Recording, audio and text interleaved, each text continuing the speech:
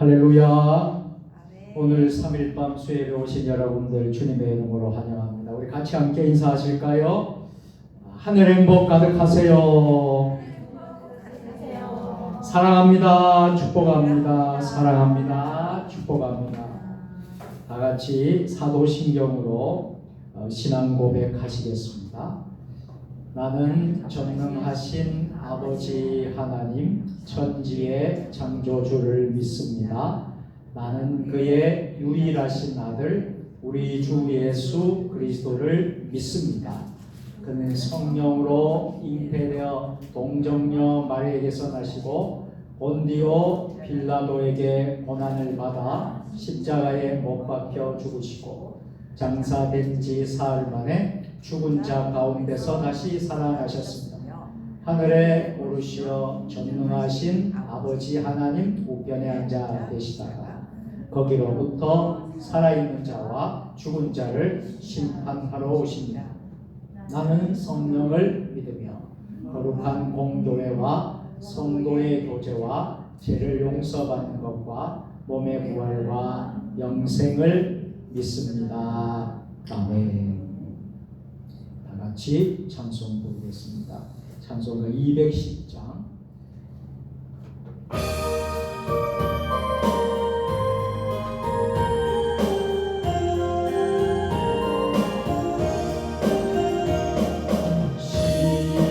시온성과 같은 교회 그의 영광 한없다 허락하신 말씀대로 주가 친히 세웠다 반석 위에 세운 교회 흔들 자가 먹으랴 모든 원수 애워싸고 아무 근심 없도다 생명샘이 솟아나와 모든 성도 마시니 언제든지 흘러넘쳐 부족함이 없도다 이런 물 흘러가 목마를 자 녹으랴 주의 은혜 풍족하여 넘치고도 넘친다 주의 은혜 내가 받아 시온 백성 되는 때 세상 사람 비방해도 주를 찬송하리라 세상 모든 영광 아침 함께 같은 주의 자녀 아들 먹은 영원 무궁 하도다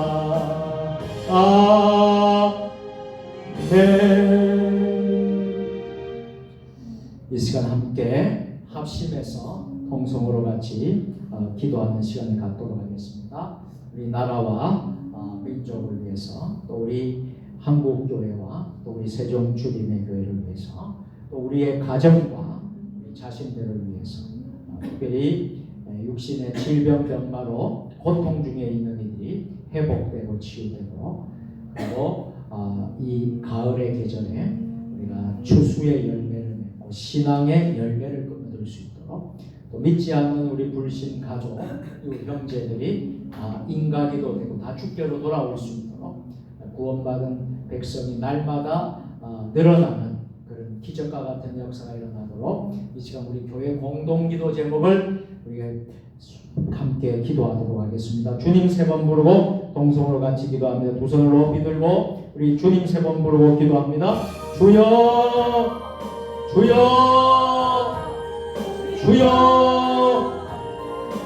아버지 하나님 아버지 하나님 역사하여 주시옵소서. 아버지 하나님 아버지 하나님 아버지 하나님 이 시간 우리가 합심해서 동성으로 같이 기도하게 하시니 감사합니다. 아버지 하나님, 우리의 모든 기도가 하늘에 아버지 상달될 수 있도록 주여 도와주시옵소서. 나라와 민족을 위하여 기도합니다. 대한민국을 국률이 여겨주시옵소서. 하나님만 예배하는 나라가 되게 하여 주시고 예수 그리스도의 보혈의 피로 회복되고 아버지 하나님의 뜻을 이루어 나가는 거룩한 민족, 거룩한 백성이 되게 하여 주시옵소서. 이 땅에 편만한 음란과 분열과 거짓과 우상 숭배의 영들, 아버지 죄악들을 용서하여 주시고 아버지 하나님 거짓과 교만과 이단과 미혹의 영이 나사렛 예수 이름으로 명하노니 묶임을 받고 이 대한민국 이 땅에서 떠나갈지어다.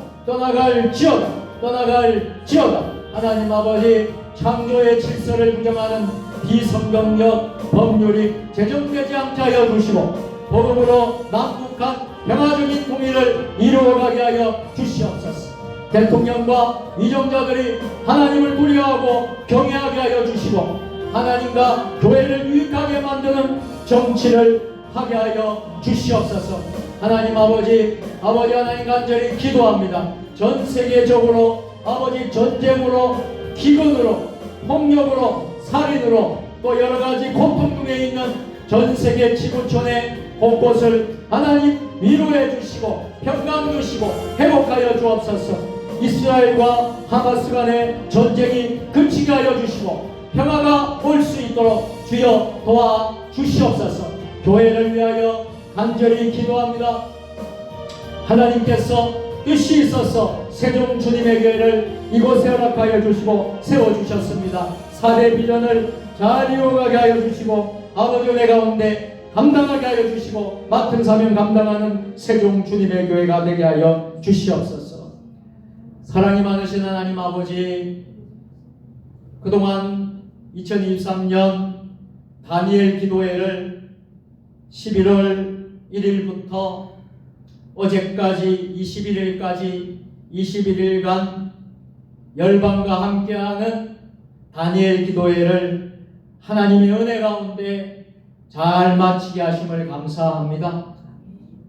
받은 은혜를 우리가 기억하면서 다시 수요 예배로 모이게 하시니 감사합니다. 다시 수요 예배를 드릴 때에 이 3일방 예배가 하나님의 퍼포스 같은 성령의 역사가 우리 가운데 임하게 하여 주시옵소서. 오늘 아픈 마음으로, 약한 마음으로, 특별히 상처 입은 치유자로 아버지 우리의 삶이 회복될 수 있도록 주님 역사하여 주시옵소서.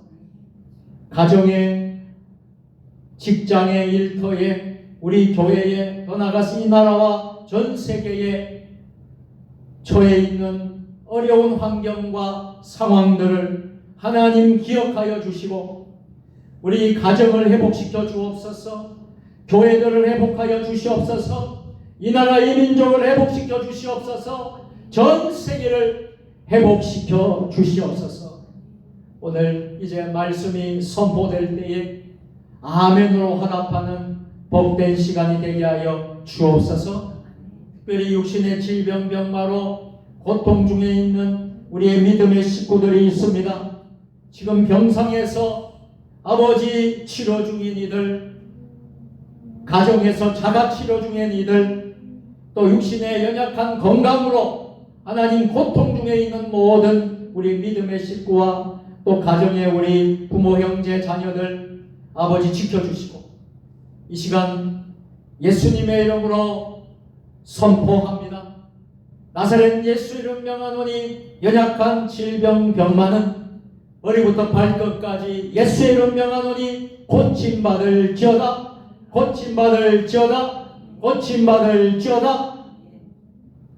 오늘 이 예배 주님 흠양하여 주시옵고 주의 종이 하나님의 말씀을 대온 고자 단위에 섰사오니 인간의 모습은 십자가에 내려놓고 하나님의 말씀만 선포되게 하여 주옵소서.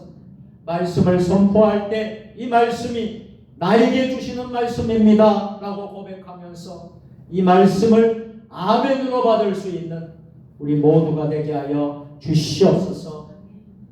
우리 구주 예수님의 이름으로 축복하며 감사하며 기도드리옵나이다. 아멘.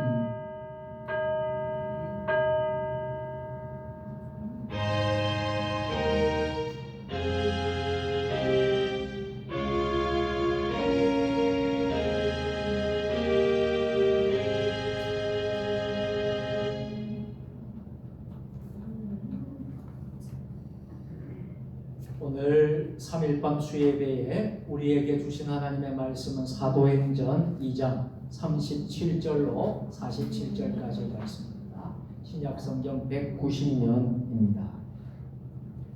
한 절씩 교독으로 하나님 말씀을 봉독하시겠습니다. 그들이 이 말을 듣고 마음에 찔려 베드로와 다른 사도들에게 물어 이르되 형제들아 우리가 어찌할꼬 하거늘 베드로가 이르되 너희가 얘기하여 각각에서 그리스도의 이름으로 세례를 받고 제사를 받으라. 그리하면 성령의 선물을 받으리라. 이 약속은 너희와 너희 자녀와 모든 먼데 사람 곧 주 우리 하나님이 얼마든지 부르시는 자들에게 하신 것이라 하고 또 여러 말로 확증하며 권하여 이르되 너희가 이 배급한 세례에서 구원을 받으리라 하니 그 말을 받은 사람들은 세례를 받음에 이날의 신도의 수가 3,000이나 더하더라. 그들이 사도의 가르침을 받아 서로 교제하고 떡을 떼며 오로지 기도하기를 했습니다.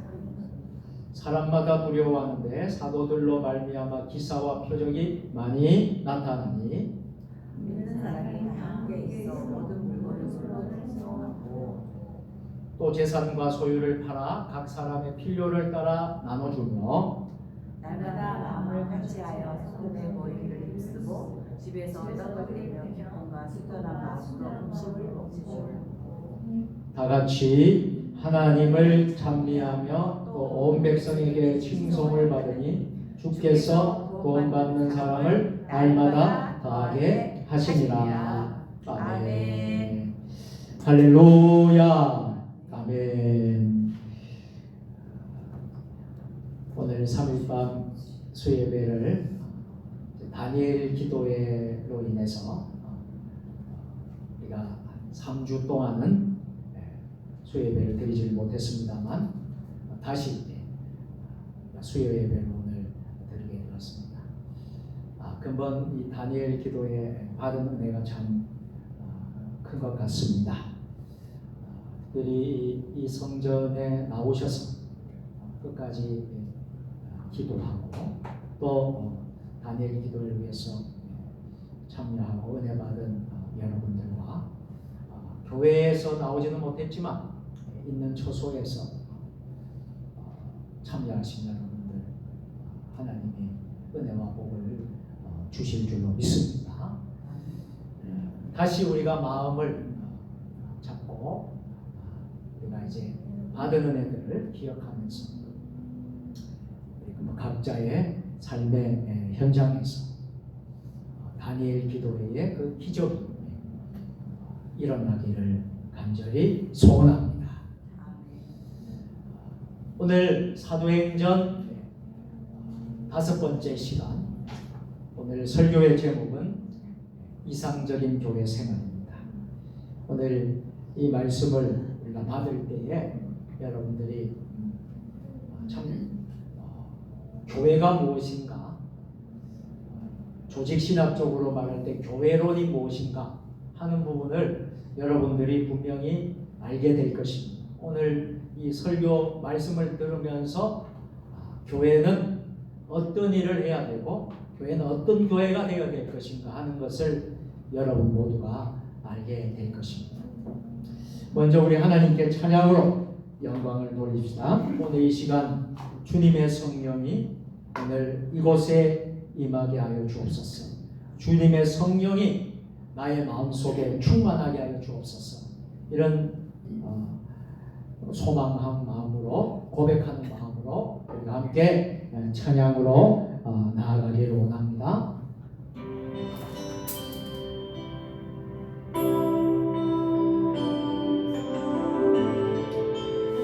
주님의 성령이 우리 세종 주님의 교회 안에, 우리의 가정 안에 임하여 주옵소서. 주님의 성령 지금 이곳에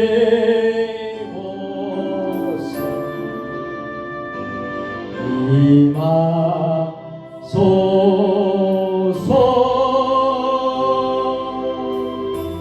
임하소서.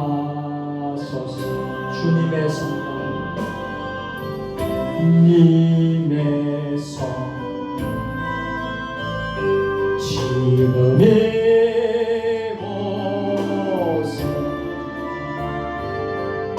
임하소서.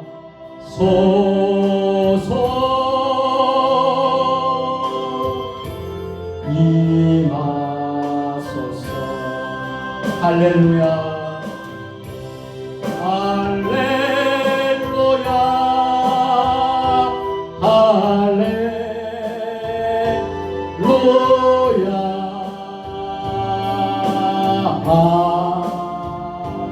할렐루야. 할렐. 우리 두 손을 높이 들고 주님의 성령, 주님의 성령 지금 이곳에, 지금 이곳에 임하소서. 임하소서.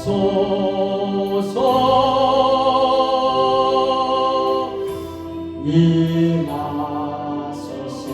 주님의 성령, 주님의 성령 지금 이곳에, 지금 이곳에. 아멘. 임하소서. 임하소서.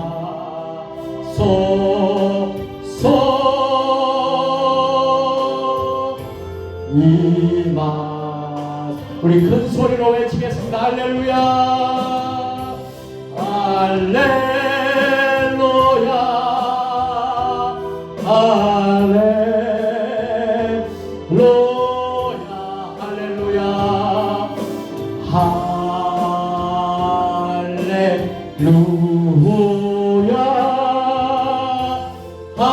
할렐루야.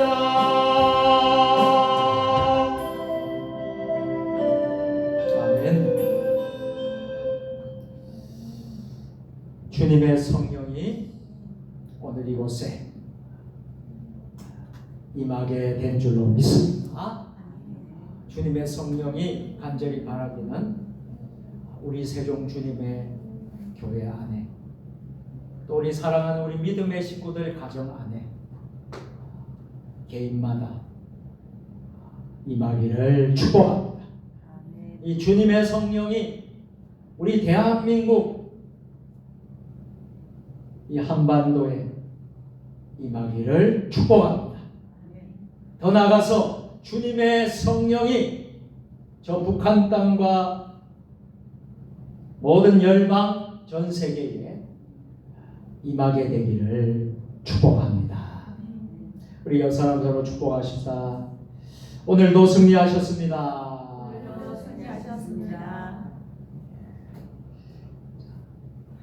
사랑하는 성도 여러분, 우리는 수요일마다 계속해서 사도행전을 묵상하고 공부하게 될 것입니다.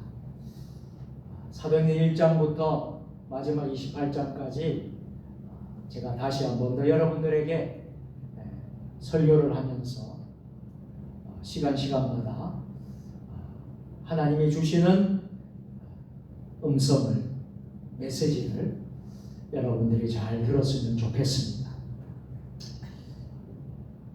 여러분에게 이런 질문을 드리고 싶어요. 이 세상에서 가장 바람직하고 본받고 싶고 추구하고 싶고 기대하고 싶고 그리고 이상적인 교회가 되려면 그 이상적인 교회는 과연 어느 교회일까요? 우리가 성경을 읽고 또 묵상하고 하면서 많은 교회들이 나옵니다. 근데 가장 이상적인, 가장 본받고 싶고 모범적인, 우리가 추구해야 되고 따라가야 할 교회는 어떤 교회일까요?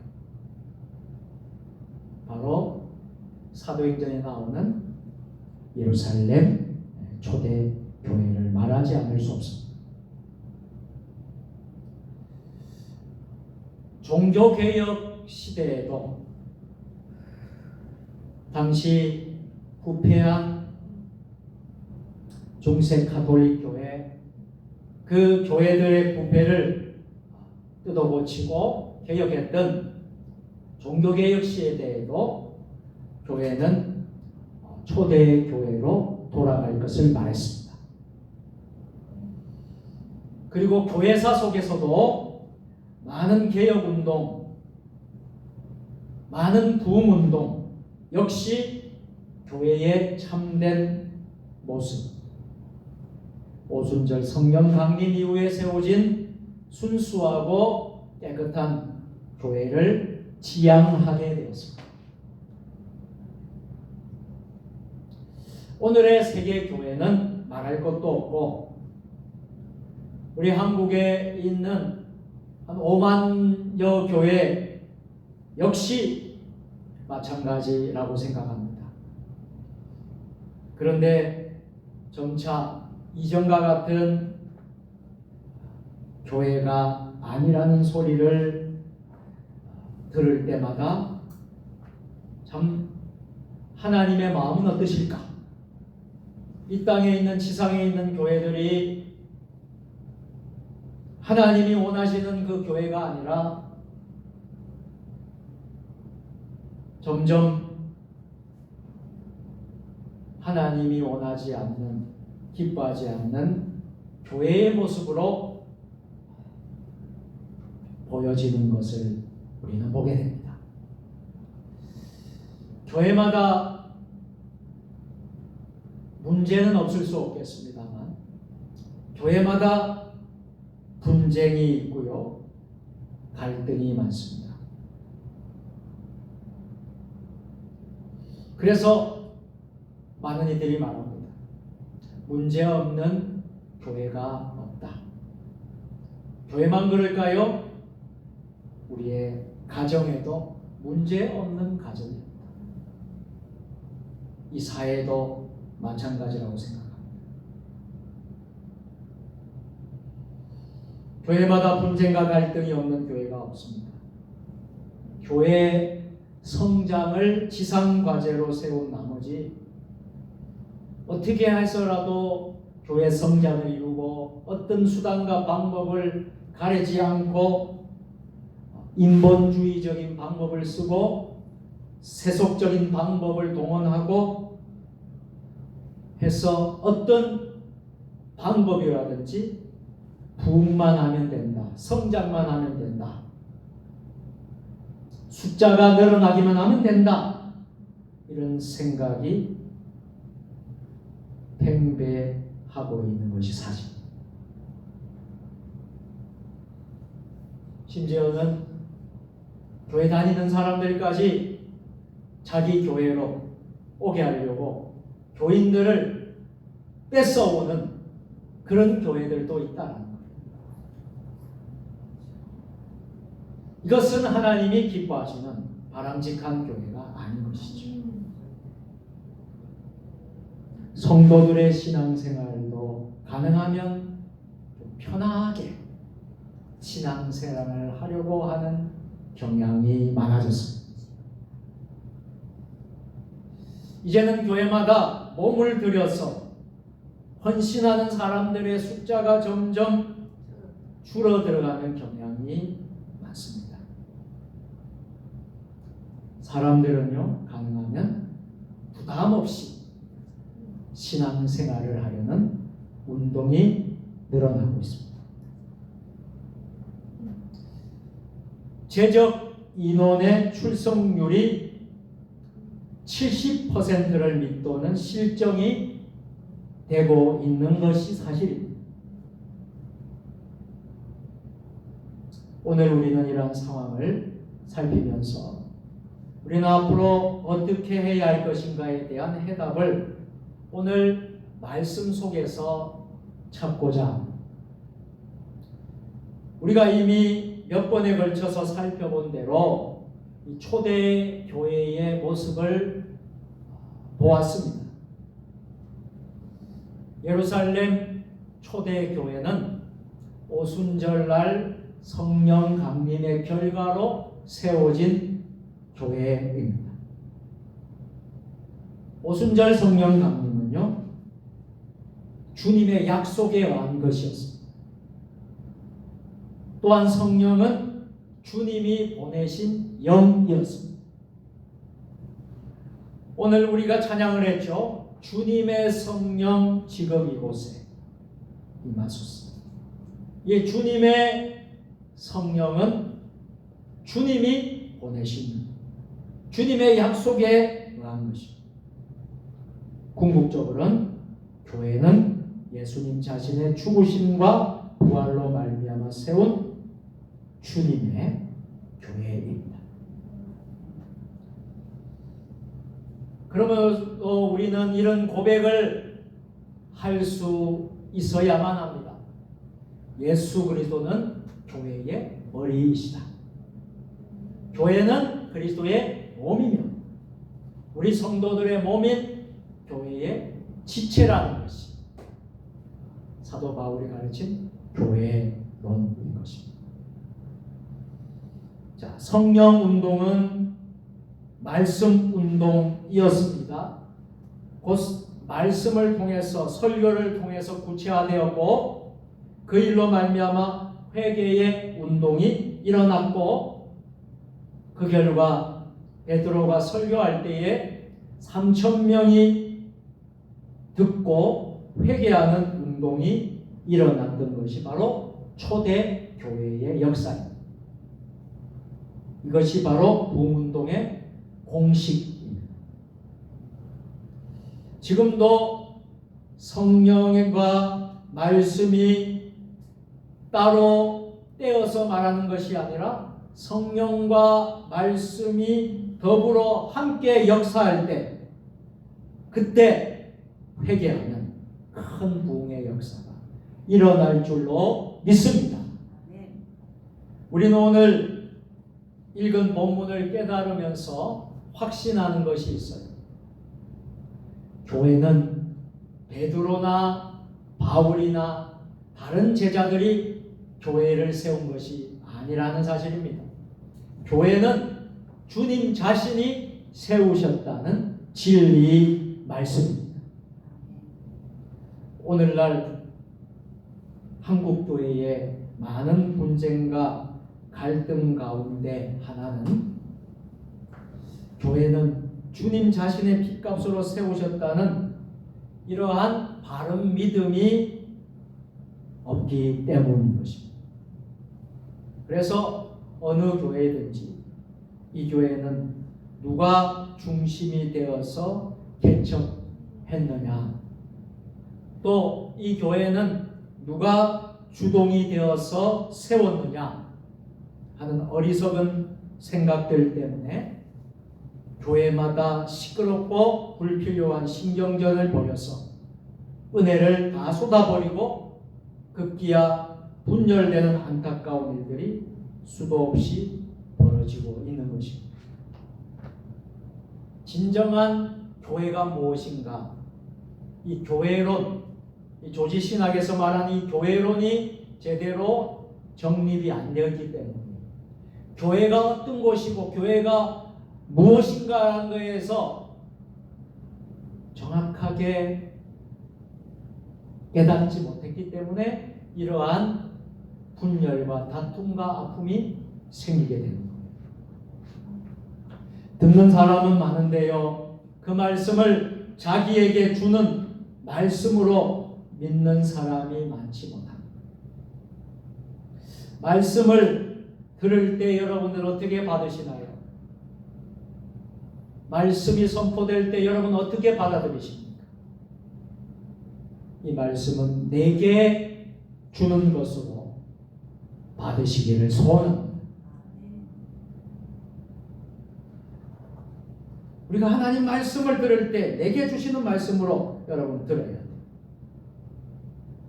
자, 오늘 본문을 읽으면서 우리가 초대교회 이상적인 교회상, 오늘 본문을 요약해서 이상적인 교회상은 10가지의 그런 특징을 갖고 있는 교회였음을 우리는 알게 됩니다. 이 10가지 안에 모든 교회가 여러분 들어가 있는 거예요. 그래서 여러분들이 오늘 이 이상적인 교회상 10가지를 꼭 여러분들 잊지 마시고, 오늘 설교로 듣고 끝내지 마시고 여러분들이 메모를 하고 적어서 여러분들이 늘 이것을 기억했으면 좋겠습니다. 첫째로 초대교회는 말씀과 성령을 통해서 성도의 삶이 변화되었다는 것입니다.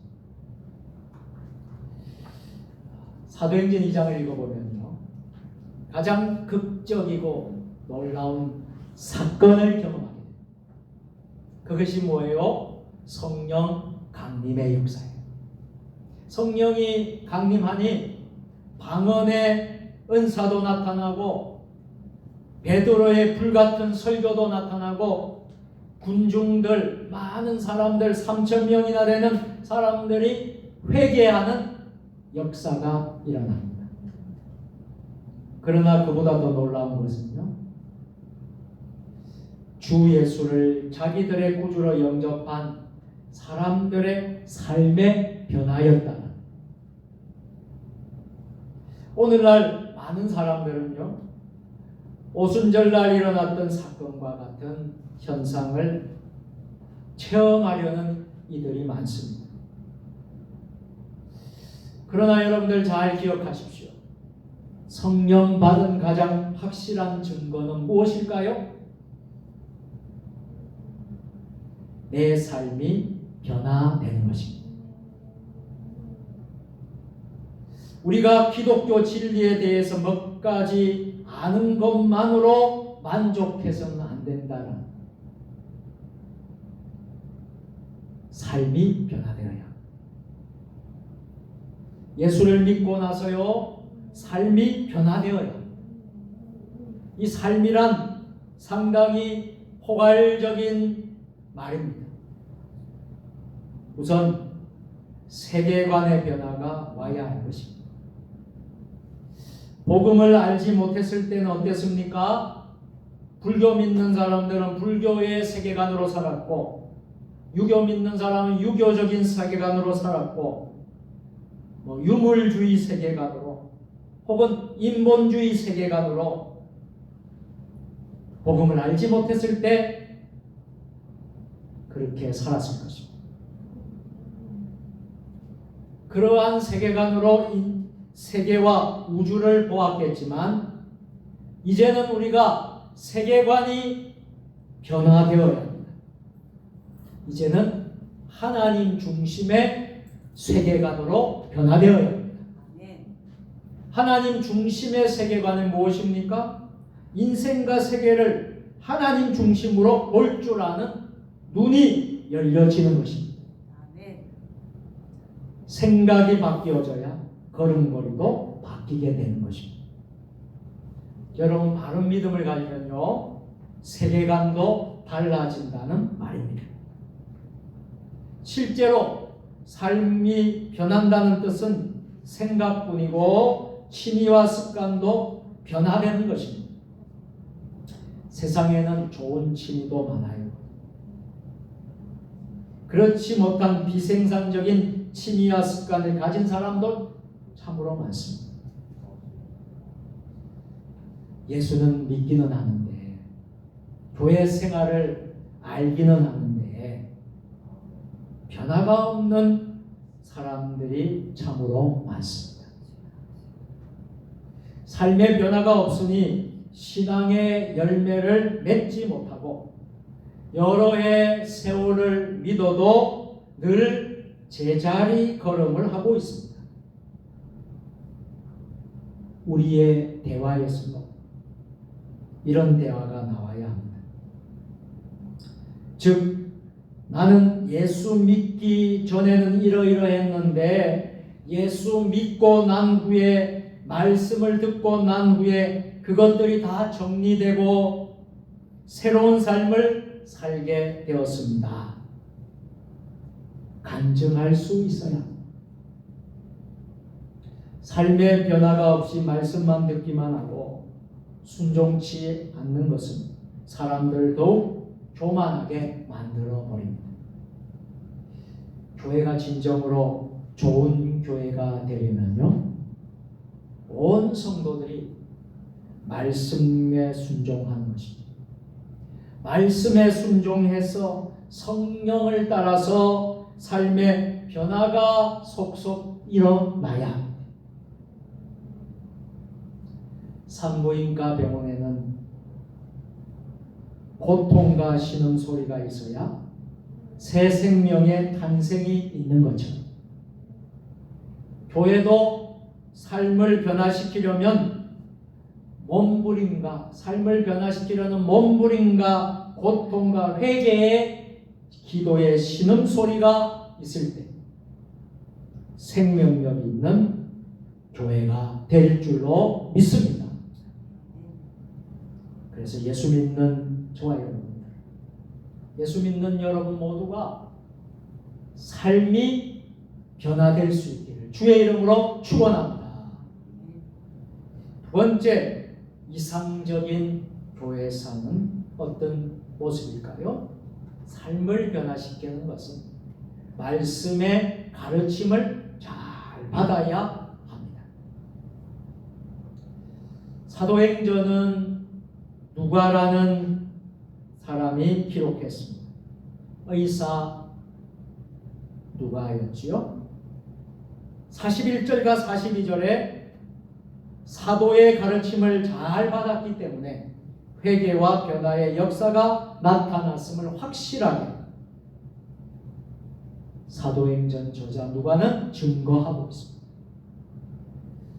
그때나 지금이나 말씀을 잘 받을 때 놀라운 역사가 나타납니다.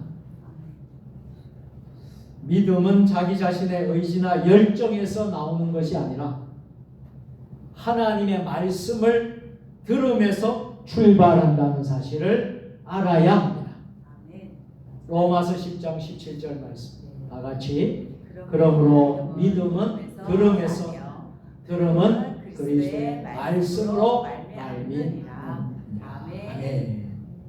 오늘 본문의 설명에서 말씀을 받았다라는 말을 강조하고 있습니다. 말씀을 들을 뿐 아니라 말씀을 받았다 하는 것은 나 자신에게 주신 하나님의 말씀으로 알고 받아서 내 삶을 변화시켜야 될 줄로 믿습니다. 듣는 사람은 많은데요, 그 말씀을 자기에게 주는 말씀으로 받는 사람이 많지 못합니다.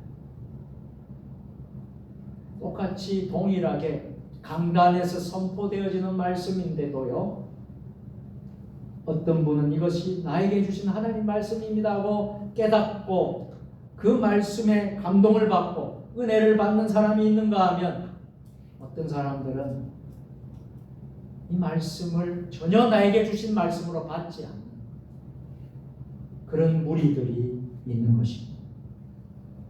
여러분들은 말씀을 받을 때 이 말씀이 하나님이 내게 주시는 말씀으로 받으시기를 주의 이름으로 축복합니다.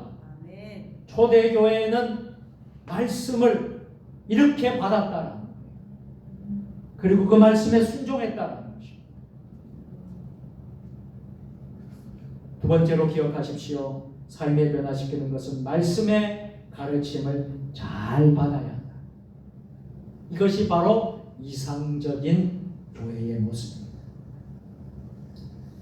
자, 셋째는 세례가 바로 집행되는 교회여야 이상적인 교회인 것입니다. 한국 교회가 거의 비슷하게 세례에 대한 시행이 만족치 못하는 것 같습니다.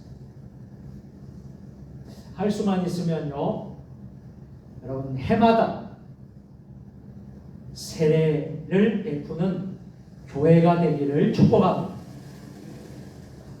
우리 교회도 많은 숫자는 아니지만은 1년에 한두 번씩 세례를 베푸고 있습니다.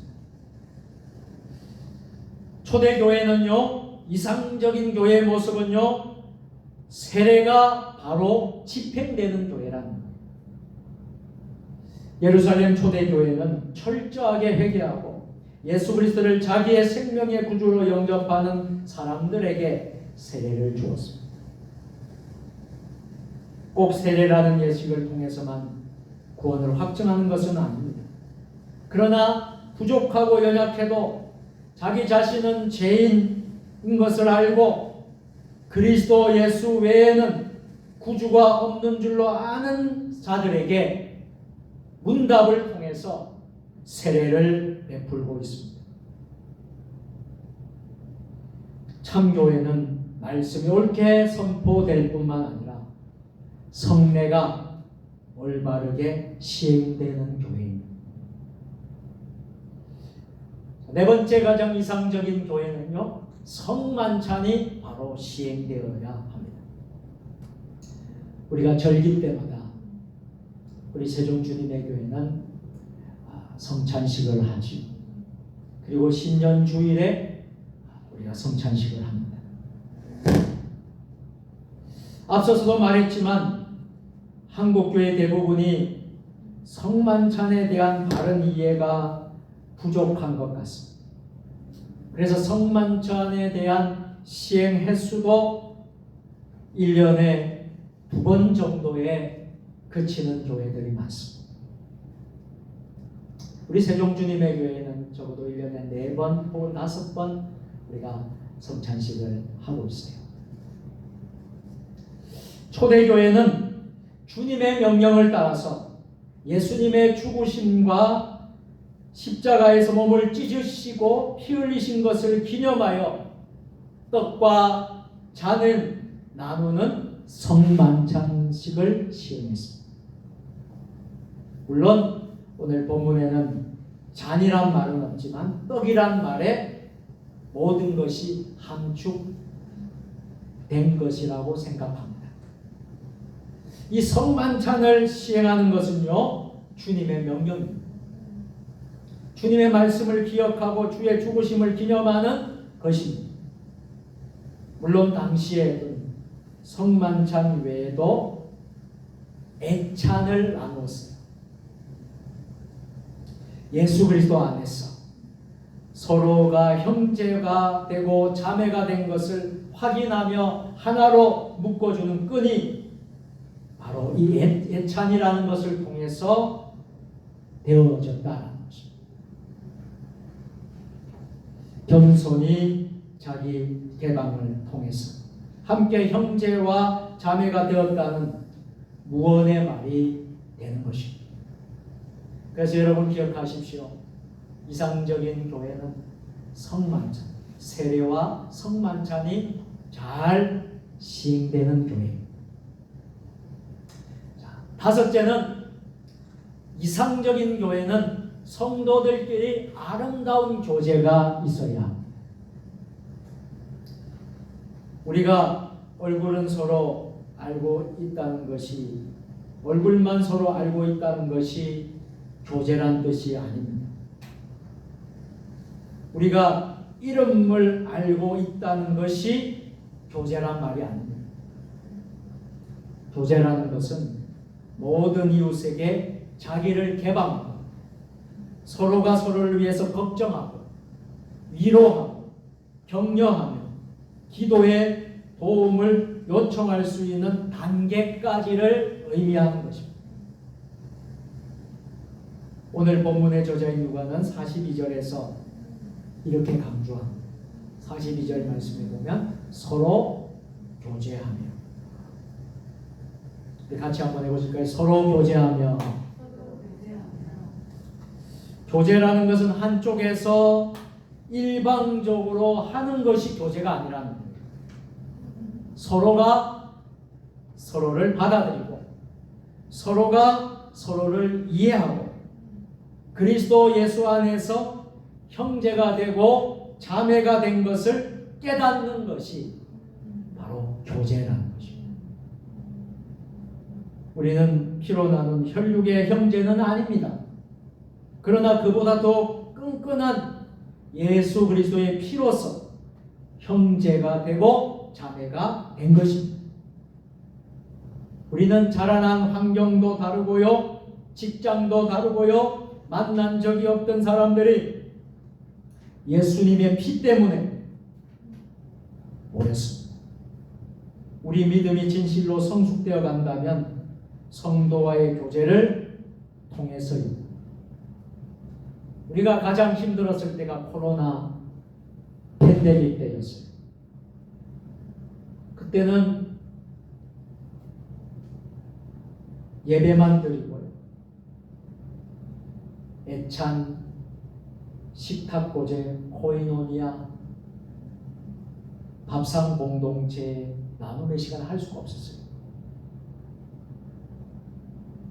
이상적인 교회는 교제하는 교회인데 음식을 나누고 떡을 나누고 함께 교제해야 되는데 이 코로나 팬데믹 때문에 식사를 할 수 없었어요. 그저 예배만 드리고 돌아갈 때 돌아가는 우리 성도들의 뒷모습을 보면서 참 마음이 아팠어요. 그러다가 코로나의 극복을 통해서 다시 우리가 식탁 나눔을 하게 되고 함께 교제하는 그런 시간이 되었을 때에 참으로 말할 수 없는 기쁨과 감격을 누릴 수가 있었어요. 여러분, 교회는요, 예배만 마치고 돌아가는 곳이 아닙니다. 음식을 나누고 식사를 하면서 서로 격려하고 위로하고 서로 함께 하는 교제의 모습이 바로 그리스도 예수 안에서 형제 자매라는 사실을 보여주는 것입니다. 여섯 번째는 이상적인 교회상은요, 기도하기를 힘쓰는 교회. 초대 예루살렘 교회가 바로 이런 교회였어요. 말씀과 성령에 충만한 교회였다고 했으니 기도에도 최선을 다해서 힘썼던 교회가 바로 예루살렘 교회입니다.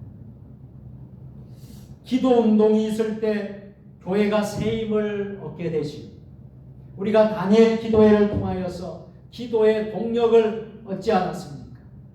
16,000여 교회가 교단과 교파의 벽을 뛰어넘고 해외에서 선교사님들이 있는 곳에서 함께 참여하며 했을 때의 기도의 동력을 얻게 된 것입니다.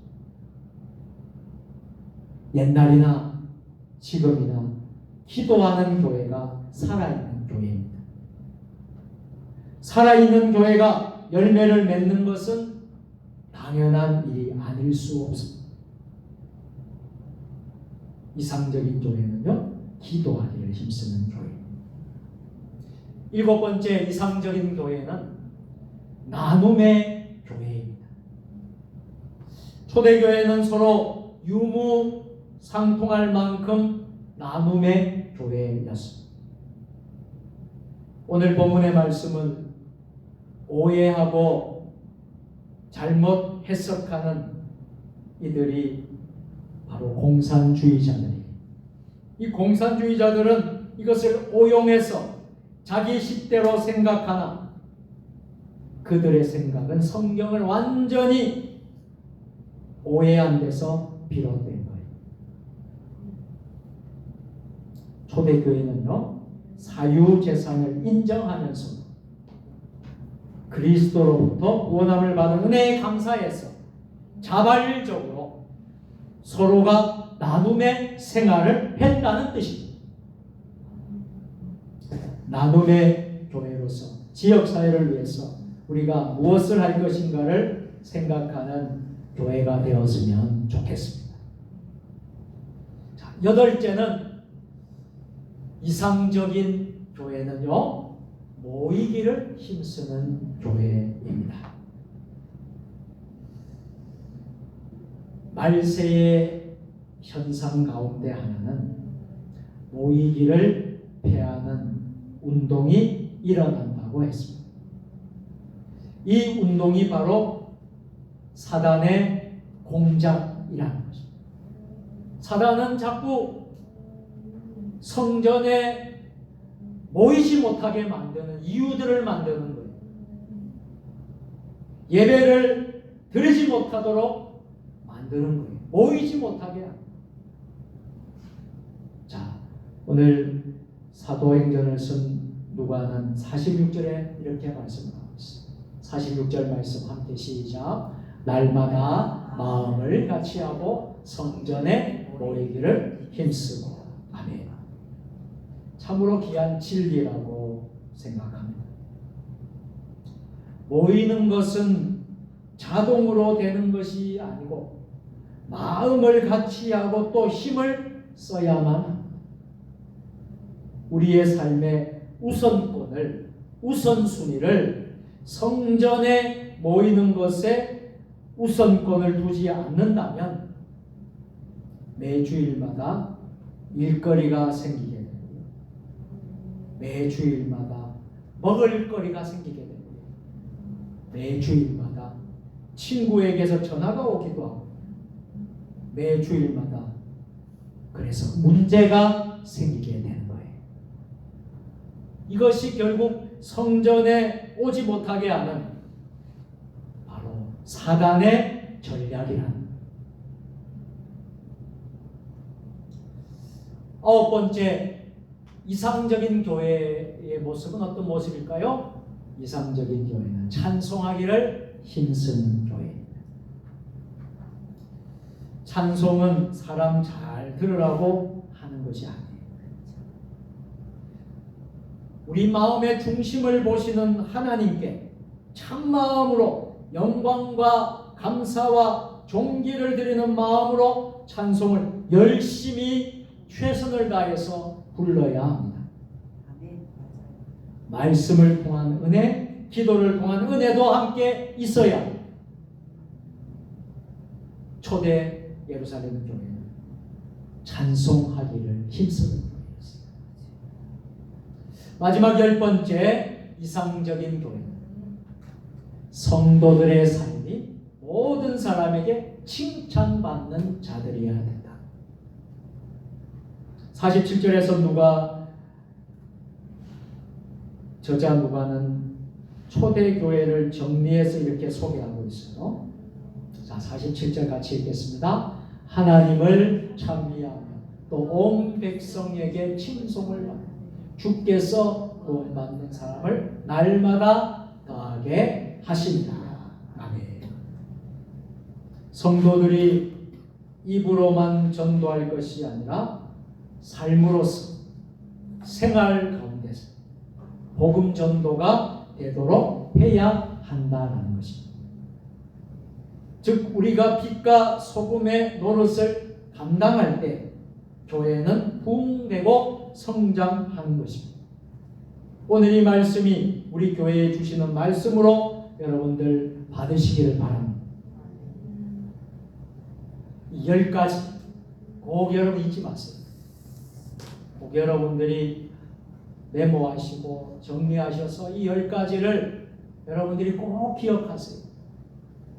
그리고 이런 교회가 되도록 우리 세종주님의 교회가 힘써야 되고 우리 한국교회 또 더 나아가서 세계교회가 힘써야 할 것입니다. 그럴 때에 우리는 이 시대의 사명을 잘 감당하는 교회가 될 수 있는 것입니다. 오늘이라는 은혜가 오늘 저와 여러분 모두에게 함께 하시기를 우리 예수님의 이름으로 축원합니다. 기도하겠습니다.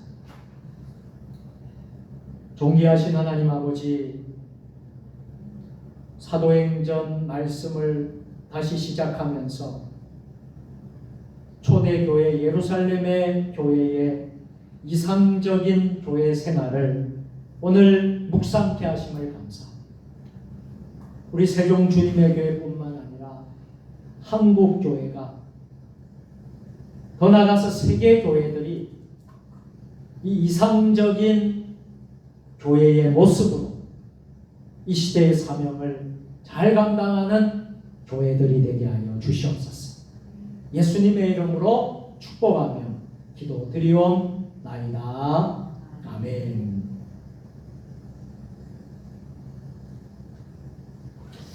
네, 함께 서로 인사하겠습니다. 우리 같이 인사하겠습니다. 온라인으로 함께 예배드리는 분들도 인사하십시오. 서로 인사하겠습니다. 오늘도 승리하셨습니다. 교회 소식 주보를 참조해 주시기 바랍니다. 주보와 또 화면에 있습니다. 목회 일정들, 금년의 행사들 기도해 주시고요.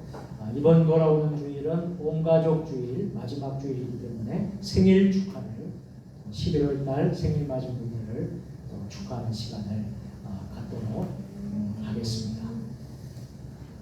2024년 다니엘 기도회가 하나님 은혜 가운데 잘 마쳤습니다. 여러분 모두 애쓰셨고요. 또 참여하신 여러분들에게 하나님의 은혜와 축복이 함께 하시기를 간절히 기도합니다. 우리 모든 영광을 박수로 하나님께 올려드리겠습니다. 이제 금주부터 또 금요 기도에도 다시 이제 다니엘 기도의 기간에는 못했습니다만 다시 합니다. 이번 주 금요일 8시 반 금요 기도에 여러분 기억하시고 많은 참석과 기도 부탁을 드리겠습니다. 나머지 강본을 여러분 화면 보시면서 여러분들이 협력해 주시고 여러분 기도해 주시기를 부탁을 드리겠습니다. 연약한 분들, 육신의 질병 병마로 고통 중인 분들 여러분들 기도해 주시고요. 또 빨리 회복될 수 있도록 여러분 생각날 때마다 많이 기도해 주시기를 부탁을 드리겠습니다. 다 같이 찬송 부르신 후에 축도로 3일밤 수요 예배를 모두 마치겠습니다. 200장 찬송하겠습니다.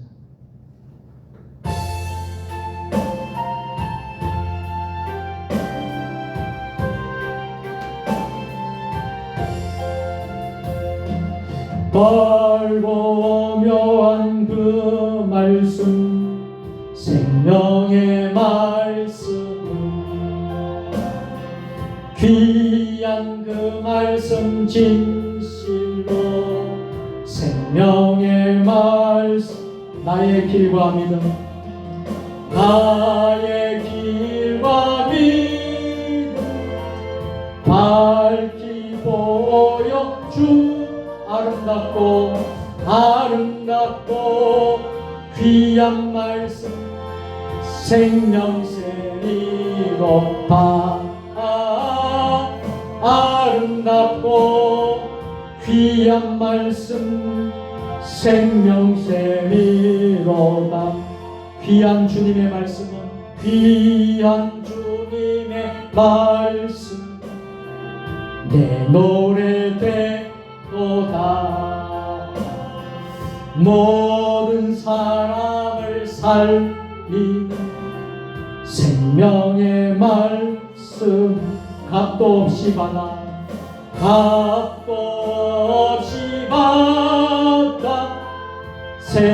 생명길을 가 아름답고 귀한 말씀 아름답고 귀한 말씀 생명샘이로다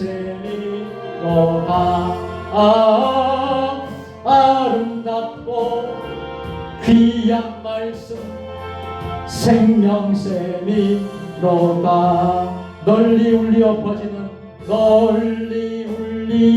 퍼지는 생명의 말씀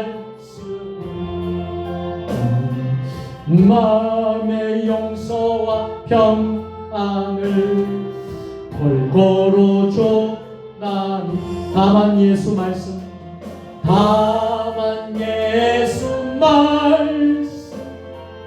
듣고 복을 받네 아름답고 귀한 말씀 생명샘이로다 아름답고 귀한 말씀, 아름답고 귀한 말씀, 생명샘이로다.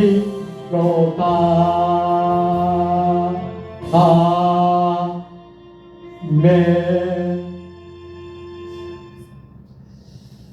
내일부터 새벽 기도는 정상적으로 새벽 기도회는 진행이 됩니다. 새벽 5시에 새벽 예배 기억하시고 새벽 기도회도 여러분들 많이 사모하는 마음으로 참여해 주시기를 바랍니다. 기도하십시다. 이제는 우리 주 예수 그리스도의 은혜와 아버지 하나님 무한하신 사랑하심과 성령의 감화감동 역사교통위로 교제하심 초대교회 예루살렘 교회와 같이 오늘 이 땅에 사는 모든 지상의 모든 교회들이 이상적인 교회가 되기를 소망하며 기대하며 기도하며 나아가는 사랑하는 주의 자녀들 주신 가정과 일터와 직장과 우리 세종 주님의 교회, 한국 교회, 이 나라 민족 역사, 세계 열방 모든 선교사님들 위해 이제와 영원히 함께 하시기를 축원하옵나이다. 아멘.